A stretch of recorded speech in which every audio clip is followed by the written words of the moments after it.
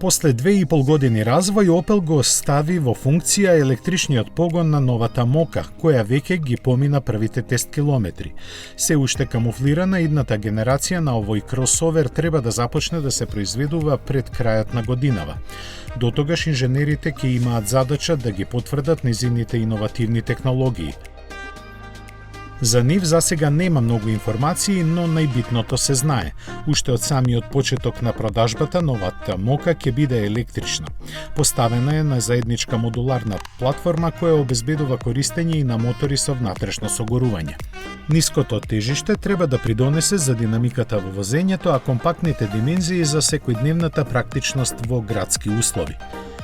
Дизајнот може да се наслути дека ќе биде моќен, зашто своја улога ќе има и благо спуштениот заден дел. Елегантноста треба да ја обезбедат типичните за марката црти кои ги среќаваме кај другите модели. Во тоа се вклопуваат и јасните пропорции со кратки превиси на каросеријата, целосно усогласени со дизајнерскиот јазик што го негуваат германците. Тие за внатрешноста кажуваат дека ќе биде дигитална и изведена во минималистички стил.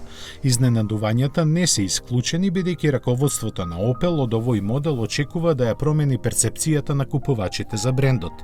Првите испораки на новата Mokka, која ќе ја нема додавката X, во ознаката се предвидени за почетокот на идната година. За цените се уште не се зборува.